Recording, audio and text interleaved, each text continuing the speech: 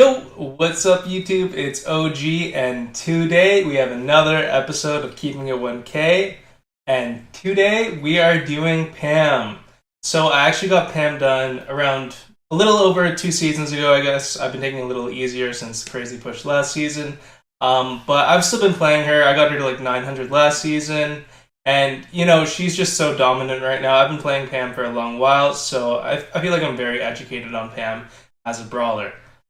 So I also managed to get 3 brawlers to 1K last season, so I'm going to be pumping out one of the Keeping It 1K videos once a week, I think, just so I can spread them out for the next like month or so. Don't get too used to it because I don't want to have to get a brawler to 1,000 every single week, so just enjoy it while it lasts, and then I'll go back to the scheduled once a season. So the push for Pam actually wasn't too bad. The thing that made it a little easier was Siege coming out mid-season. I'm sure you guys are aware of Siege and like really hyped up about. It's just so crazy for pushing. It's kind of, in my opinion, I enjoy how it makes the grind faster, but it's really ruining the elusive 1K reputation. We see like a lot of players getting 1K brawlers now, and to me it's just a lot less impressive than how it used to be. So I mean, I like it, but I don't like it at the same time. It definitely helped me in my push with Pam, though. So, Pam has a pretty straightforward shooting mechanic. It's a little auto-aim spammy. It's got a very wide radius and also a very long radius. And it also does an insane amount of damage up close. Pam, in theory and in reality, right now at least, is just such a broken concept of a brawler. She definitely needs a nerf. That's why you see her everywhere right now, because she's just so good and she's so easy to use. There's definitely a difference between a good Pam and a great Pam, but not as much as some of the other brawlers. So her shooting mechanic's straightforward, you know, just got that wide range, like long length and high DPS. Pam also has, in my opinion, one of the best super attacks in the game. Some people will disagree with that, but a lot of the meta right now is just so control-y, and her super healing station, whatever you want to call it, I think it's called healing station, it just allows your teammate, like basically whatever side you put it on, your teammate has an insane advantage, and it heals everyone inside the radius, so it can heal like all 3 of you at once. It's just like really broken, guys. And she gets it fairly fast too. She can chain them, and you know, it just helps so much with map control.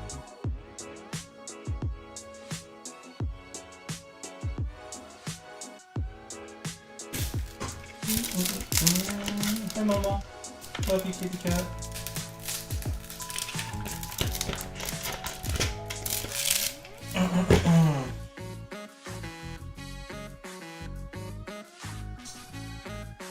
Next up, we have Pam's star power, and this is the only thing about Pam that isn't broken in my opinion.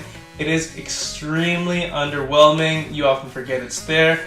I mean, don't get me wrong, every now and then it might like give you an extra hit before you die or something like that, but it just feels like incredibly irrelevant compared to the rest of Pam, just with her being so strong. So what her shot actually does, every time you land a shot, if you have the star power, it'll heal you for, I think it's around 30 HP. Which isn't very much. So in comparison, oh hello Momo. In comparison to her healing station, it just doesn't feel that strong.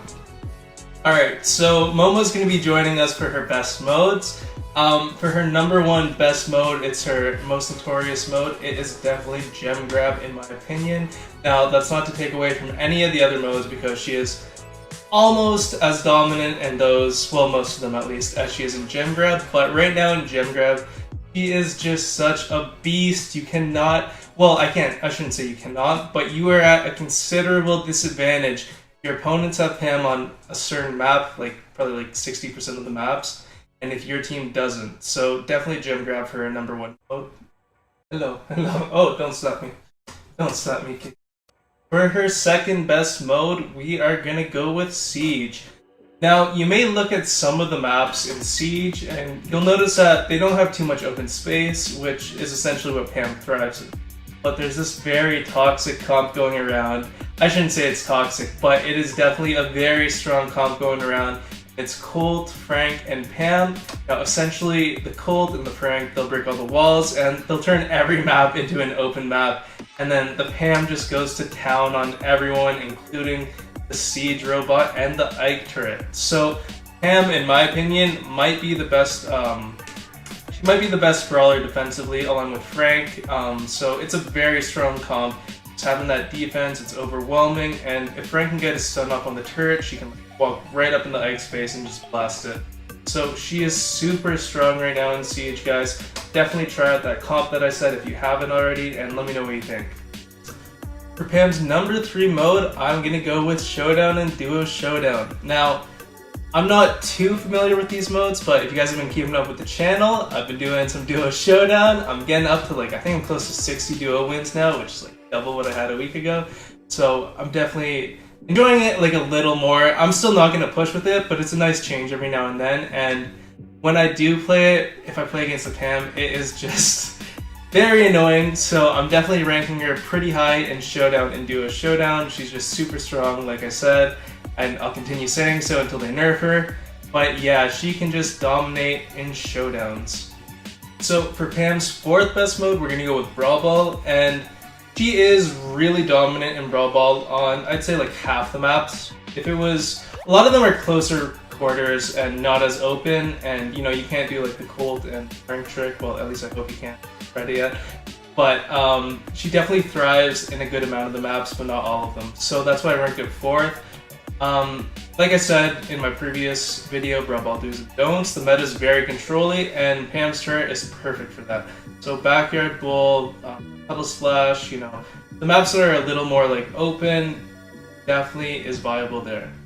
So for Pam's 5th best mode, we're going to go with Heist, and a lot of the new Heist maps I find favor Pam. We got Bridge Too Far, really bad with map names, but she's also really good on Kaboom. I know it's not new.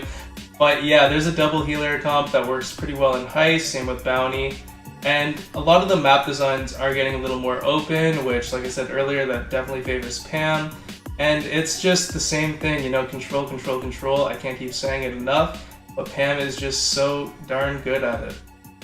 For Pam's worst mode, and it feels so wrong saying her worst mode because she's so good at it, it's Bounty.